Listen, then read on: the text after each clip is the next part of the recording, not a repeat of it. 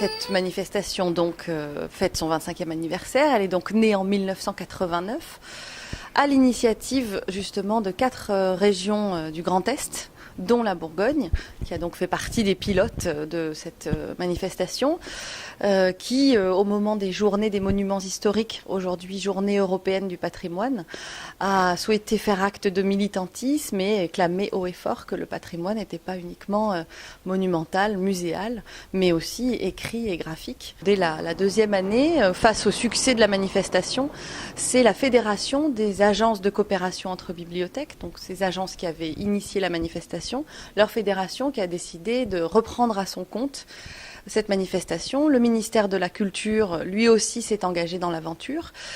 Et donc, la manifestation est devenue nationale et s'est intitulée « Le mois du patrimoine écrit ». À partir de 2005, néanmoins, le ministère de la Culture a préféré se retirer de cette aventure.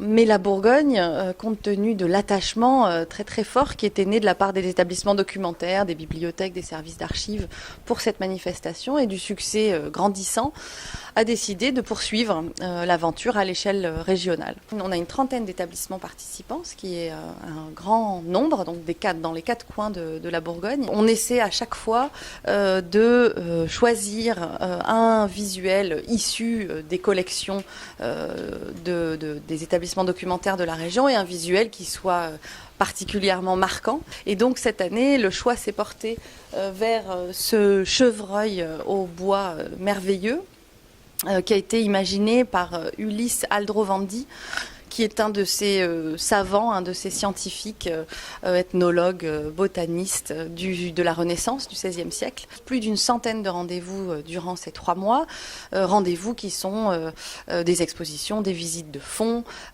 toutes sortes d'animations, des lectures, etc.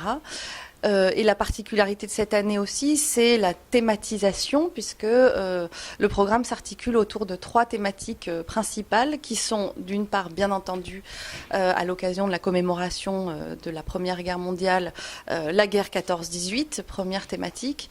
La seconde, c'est la bibliophilie contemporaine et le livre d'artistes. Et 3e thème cette année, histoire et technique du livre. Le CRL Bourgogne offre aux établissements participants une communication régionale, mais ensuite, naturellement, chaque établissement participant s'empare de la manifestation, en fait sa propre communication. Et à titre d'exemple, puisque nous y sommes, à Beaune, l'exposition proposée dans le cadre de Patrimoine écrit en Bourgogne sur la censure et la propagande au moment de la Première Guerre mondiale.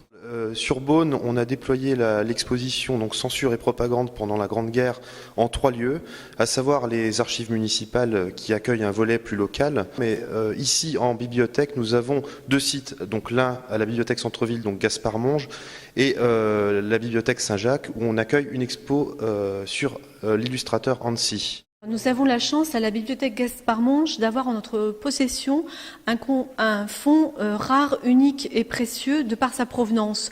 Ce fonds est donc issu du contrôle postal. Il a été intégré à la bibliothèque en 1920. Nous le savons puisque nous avons en notre possession l'inventaire qui a été établi à l'époque. Et ce fonds vient du contrôle postal qui a existé en France à partir de 1914. Il s'agit donc d'une procédure qui a été mise en place pour surveiller la correspondance des militaires et des civils.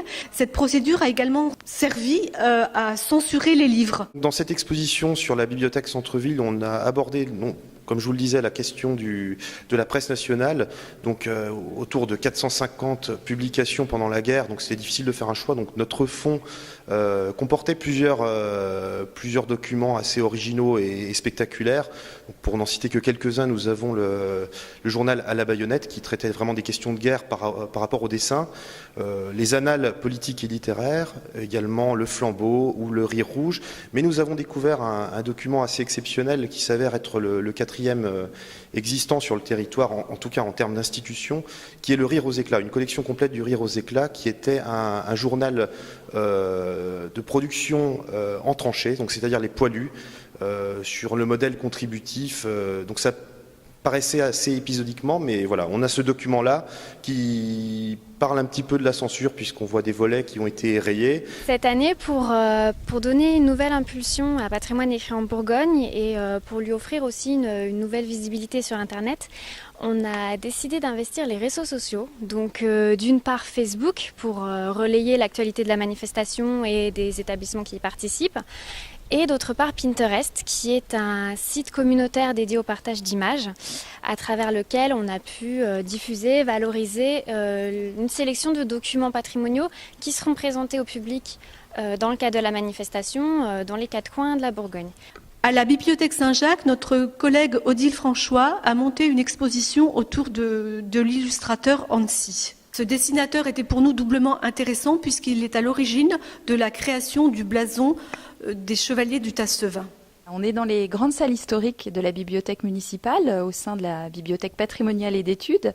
Nous avons la chance à Dijon d'avoir un bâtiment vraiment exceptionnel, qui n'est pas encore très connu des Dijonnais, mais qui est vraiment très rare en France. Il y a peu de bibliothèques qui ont gardé ces salles historiques, et on a la chance ici donc de pouvoir faire un parcours dans l'architecture des bibliothèques depuis le XVIIe siècle. En plus de ce bâtiment, nous avons la chance ici de conserver le plus grand ensemble de patrimoine écrit et graphique de Bourgogne. Donc ce sont des espaces qui ne sont pas ouverts au public, qui sont dédiés aux bibliothécaires, mais qu'on ouvre régulièrement pendant les visites et notamment pendant l'été dans le cadre de patrimoines écrits en Bourgogne. Et donc on proposera 6 visites, dont 3 sont présentées par des extérieurs. La plupart des visites sont faites par les bibliothécaires de Dijon, qui chacun dans leur domaine de spécialité va présenter ses collections privilégiées. Donc il y a quelque chose par exemple sur 14-18 dans nos collections, il y aura une visite générale de la bibliothèque, et puis on a aussi donc des intervenants extérieurs, notamment des doctorants ou des docteurs,